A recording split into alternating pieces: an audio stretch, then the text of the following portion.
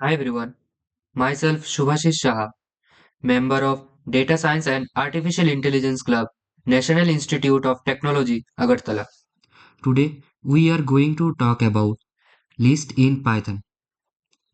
Lists are incredibly versatile and form the foundation for many advanced Python techniques. Let's dive in. What is list?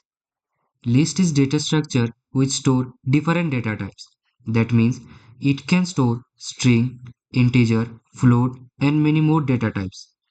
One key feature of a list is that it is ordered. This means the items are stored in a specific sequence and we can access them using their index position. Another key feature is mutable. Let's understand the term mutable with the help of an example. Suppose a block of memory is allocated for this list, and any changes to this list, such as adding or removing elements, modify the same memory allocation. Python does not create a new memory block for these updates. Examples of mutable are list, dictionaries, set, array, etc. Now, what do you mean by immutable? It means object cannot be changed after they are created in a memory. Examples are tuple, string, integer, etc. Suppose a block of memory is allocated for this string game, and if we modified the object, Python does not change the original memory block.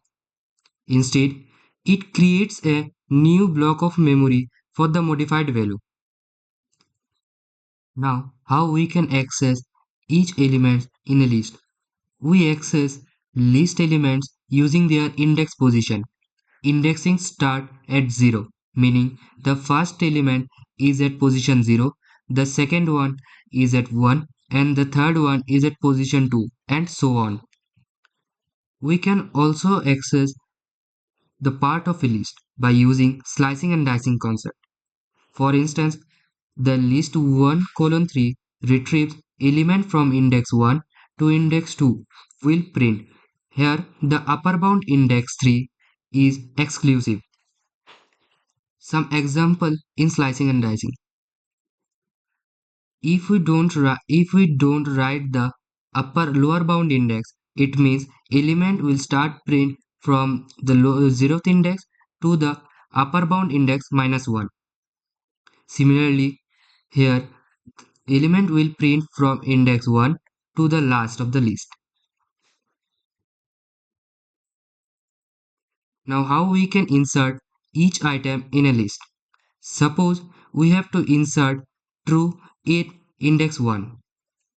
The slice 1 colon 1 represent an empty range at index 1. Python interprets the assignment as an instruction to insert each element of the string true into this empty slice. Since string is iterable into since string is iterable, Python unpacks true into individual character. To overcome such error, we have to pass the string in a list. Thus, true value will insert at position 1 in this list. Lists come with many inbuilt functions that makes them extremely versatile. Let's go through some of the most useful one. Pop function. The pop function by default removes and returns the last elements from a list. And if we mention the index number in this parenthesis, then it will remove the that element in that index. The second one is remove function. It means it will remove the specified elements in a list.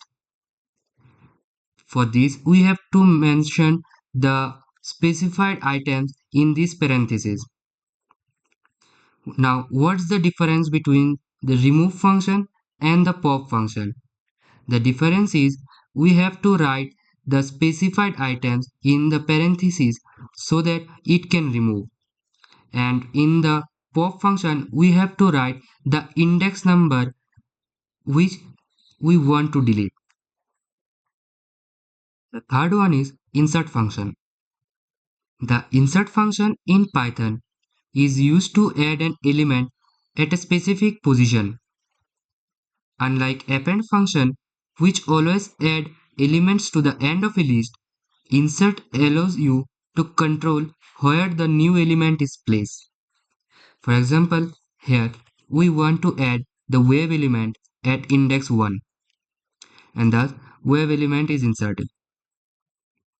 The fourth one is copy function. The copy function in Python is used to create a shallow copy of a list.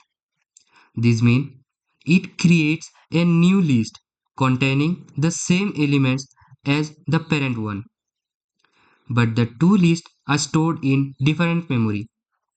And if we modified the items in this list copy, there then then also the parent list will remain intact.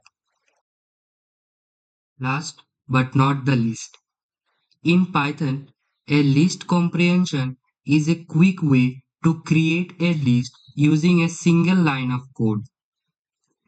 Here, the range 10 creates a sequence of number from 0 to 9. Here, the 10 is exclusive, so it is not counted in this range. The part for x in range 10 means we are looping from each number in that sequence, and x double star 2 calculates the square of each number.